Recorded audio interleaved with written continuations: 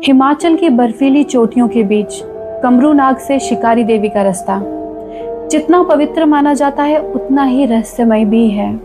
कहते हैं सालों पहले एक यात्री शिकारी देवी के लिए ट्रैक पर निकला तो सही, लेकिन कभी मिला नहीं, और जब उसे लोग ढूंढने के लिए गए तो सिर्फ जूते और बैग ही हाथ लगे। हम भी उसी ट्रैक पर ही थे। जैसे जैसे हम उस जगह के करीब जाने लगे, हवा भारी और कोहरा और भी भयानक होने लगा, और दिल में सिर्फ एक ही सवाल बार बार गूंज रहा था, क्या हमारे साथ भी वही होने वाला है? नमस्कार दोस्तों, स्वागत है आपका मेरे channel the haunted voice by Upasana में। आज मैं आपको सुनाने वाली हूँ हिमाचल प्रदेश के जंजैली की वो सच्ची कहानी जो मेरे दोस्त रजत ने मेरे साथ शेयर करी थी। और इस चैनल में आगे बढ़ने से पहले मैं आपको बताना चाहती हूँ कि ये चैनल में मैं आपके लिए लाने वाली हूँ real life based horror incidents, और मेरी पूरी कोशिश रहेगी कि हर हफ्ते मैं आपके लिए 2 से 3 वीडियोस जरूर लेके आऊँ। और अगर आप भी अपने इस दोस्त के साथ जुड़ना चाहते हैं और मेरी आने वाली हर कहानी को सबसे पहले सुनना चाहते हैं तो मेरे इस चैनल को सब्सक्राइब करना है और बेल आइकन जरूर याद से दबाना है। एंड साथ ही में अगर आपके साथ भी कोई ऐसा हॉरर इंसिडेंट हुआ है जो आप चाहते हैं कि दुनिया उस इंसिडेंट के बारे में जाने या सुने, तो आप उसे मेरे साथ इंस्टाग्राम या फिर ईमेल के थ्रू ज़रूर शेयर कर सकते हैं। मैं आपकी स्टोरी इस चैनल पर ज़रूर सुनाऊंगी। तो चलिए बिना देर करते हुए शुरू करते हैं अपनी आज की कहानी। तो आज का जो इंसिडेंट है वो मेरे साथ शेयर किया है मेरे दोस्त रजत ने। रजत खुद हिमाचल प्रदेश का बिलासपुर का रहने वाला है, और रजत बताता है कि ये बात तकरीबन 20 साल पहले की है। उस समय उसके पापा की पोस्टिंग जंजैली जगह में हुआ करती थी, जो कि हिमाचल प्रदेश की एक छोटी सी बहुत सुंदर सी जगह है। तो उसके पापा भी पुलिस डिपार्टमेंट में हुआ करते थे, और उनकी पोस्टिंग हुए तकरीबन 1 या 2 महीना ही हुआ था। और गर्मियों की छुट्टियां पड़ने वाली थी, तो रजत की मम्मी और उसकी छोटी बहन, ये सब लोग मिलकर डिसाइड करते हैं कि इस बार तो हम अपने गर्मियों की छुट्टियां पापा के पास जंजैली जाकर ही मनाएंगे और वहां पे खूब मस्ती करेंगे। लेकिन उन्हें नहीं पता था कि यही मस्ती उनके लिए कितनी भारी पड़ने वाली है। हम सबको पता है कि हम अपनी गर्मियों की छुट्टियों के लिए कितने एक्साइटेड हुआ करते थे। इसी तरीके से रजत भी बहुत ज्यादा एक्साइटेड था। वो बताता है कि उसे ट्रिप पर 2 दिन बाद जाना था, लेकिन उसने अपनी पैकिंग 2 दिन पहले ही घर पर करके रख ली थी। और ठीक 2 दिन बाद तकरीबन 4 से 5 घंटे का सफर करके उनकी फैमिली बिलासपुर से जंजैली पहुंचती है। कुछ दिन वहाँ आसपास लोकल घूमने के बाद वो लोग डिसाइड करते हैं कि अब वहाँ की जो बहुत फेमस जगह है, जो कि शिकारी देवी, जो कि हमारे जो भी दोस्त हैं हिमाचल के जंजैली के वो जानते होंगे, वहाँ के लिए वो सोचते हैं कि हम अपना ट्रैक शुरू करेंगे। बट जो उनका रूट था वो था बाय कमरूनाग होकर शिकारी देवी पहुंचने का, और उस समय पे प्रॉपर कोई रोड्स भी नहीं थे। अभी तो वहाँ पे प्रॉपर फैसिलिटीज है, गाड़ी मंदिर तक जाती है, बट उस टाइम तक सिर्फ ट्रैक करके जिसमें कोई रास्ता ही नहीं था, सिर्फ पहाड़ों से होके लोग अपने आप पहुंचते थे। तो सबसे पहले मैं आपको शिकारी देवी मंदिर के बारे में कुछ बताना चाहती हूँ। तो वो मंदिर इतना चमत्कारी है कि उस मंदिर के ऊपर कोई छत नहीं है। कहा जाता है कि जब भी किसी ने उस मंदिर के ऊपर छत बनाने की कोशिश करी, वो अपने आप ही हट गई। और वहाँ की और चमत्कारी बात ये है कि जब भी वहाँ पर बर्फ गिरती है तो बर्फ हमेशा मंदिर के साइड में गिरती है, कभी मंदिर के अंदर बर्फ गिरी ही नहीं। एनीवे, स्टोरी में आगे बढ़ते हैं। तो रजत बताते हैं कि मेन रोड से शिकारी देवी तक का ट्रैक तकरीबन 5 से 6 घंटे का हुआ करता था। और अब ये लोग सुबह सुबह निकल जाते हैं 6 बजे। 6 बजे से तकरीबन 8 बजे तक वो पहुंचते हैं कमरूनाग मंदिर में। वहां पर मंदिर में माथा टेक कर थोड़ा बहुत ब्रेकफास्ट कर जो कि उन्होंने अपने साथ घर से ही कैरी किया था, वहां पर थोड़ी देर रेस्ट करके फिर आगे निकलते हैं शिकारी देवी मंदिर के लिए। सुबह के 9 बजे वो अपना ट्रैक अब शिकारी देवी के लिए स्टार्ट करते हैं। तो वो चलते रहते हैं, और चलते हुए उनको तकरीबन 4 से 5 घंटे अब हो चुके थे। लेकिन वो ये नोटिस करते हैं कि हमें मंदिर का, शिकारी देवी मंदिर का कोई नामो निशान दिखाई ही नहीं दे रहा है। उन्हें ऐसा लग रहा था कि वो जहां से चल रहे हैं वो वहीं पर वापस आके पहुंच जा रहे हैं, क्योंकि वहां पर इतना ज्यादा कोहरा था, इतनी ज्यादा धुंध थी, वो ठीक से कुछ देख भी नहीं पा रहे हैं। लेकिन अब वो कर भी क्या सकते थे।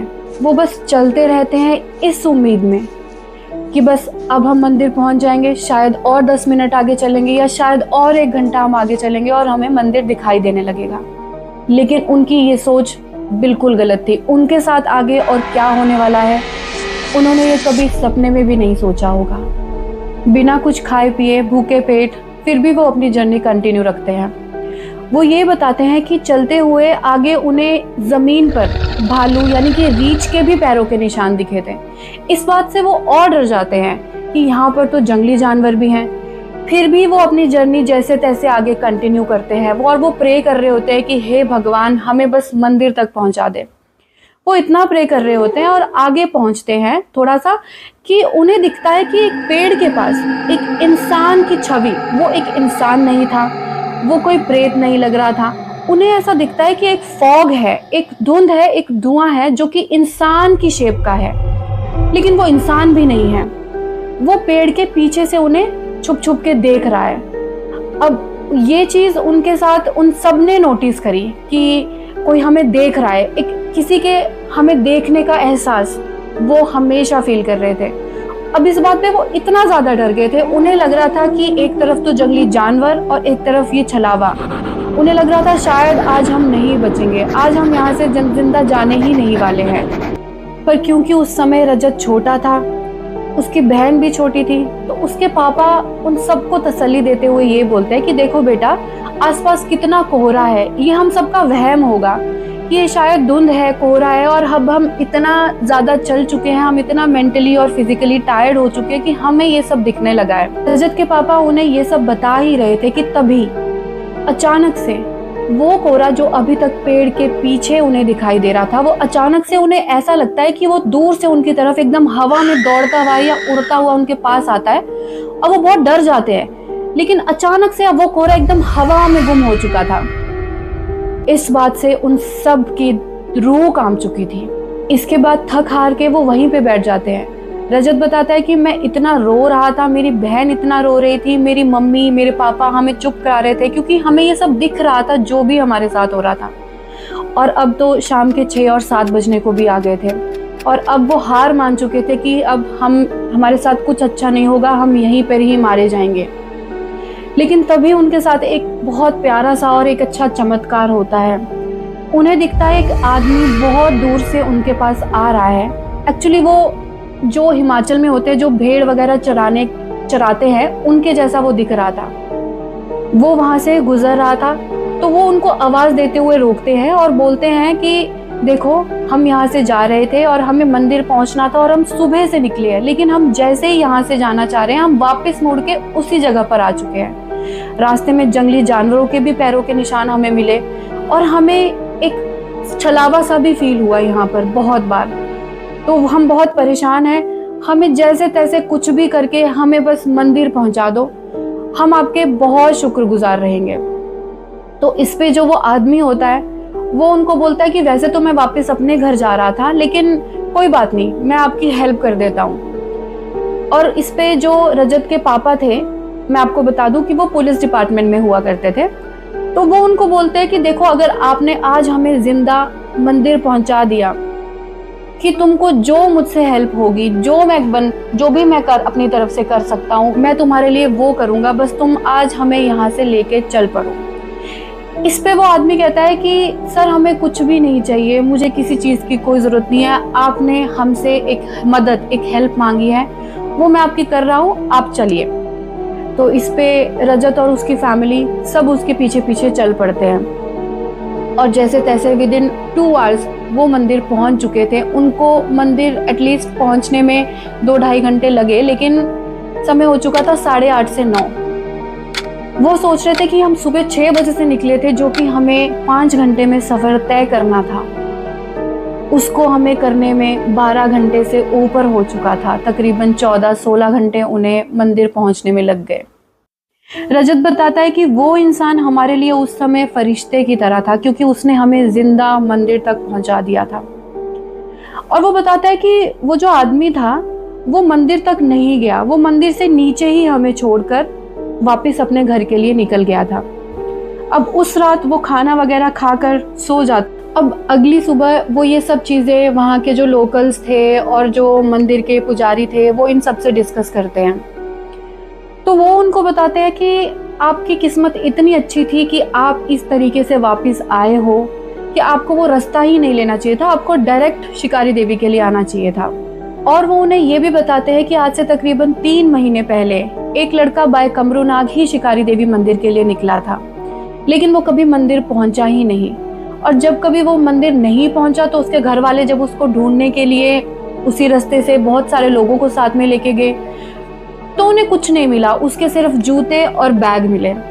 तो लोगों का मानना यह है कि शायद उसे किसी जंगली जानवर ने खा लिया होगा। लेकिन अब क्योंकि उसके पापा की ट्रांसफर हुए तकरीबन 1-2 ही महीने हुए थे, उन्हें इस चीज की कोई जानकारी नहीं थी, अदरवाइज शायद वो रूट कभी लेते ही नहीं। और उस लड़के की मौत के बाद उस रूट से लोगों ने वहां पर जाना आना कम कर दिया, क्योंकि बहुत बार लोगों को उसका साया उस रास्ते पे दिखाई दिया, बहुत लोगों को हार्म भी हुआ। ये सारी बातें सुनकर वो सब बहुत डर चुके थे। लेकिन अब वो डिसाइड करते हैं कि बिना देर किए फटाफट माथा टेक कर हम वापस अपने घर के लिए सीधे रास्ते से जाएंगे। वो वहां से तकरीबन 1 बजे के करीब निकलते हैं और 6 या 7 बजे के करीब वापस अपने घर पहुंच जाते हैं और वहां पर आके चैन की सांस लेते हैं।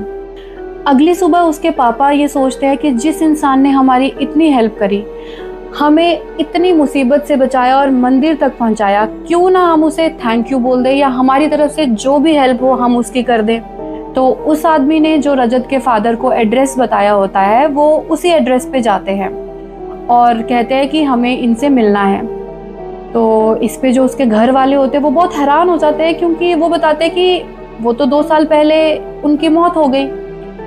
वो बताते हैं कि शिकारी देवी मंदिर के जो पुजारी थे वो उन्हीं के साथ वहां पर काम किया करते थे और किसी सांप के काटने की वजह से उनकी 2 साल पहले ही मौत हो चुकी थी।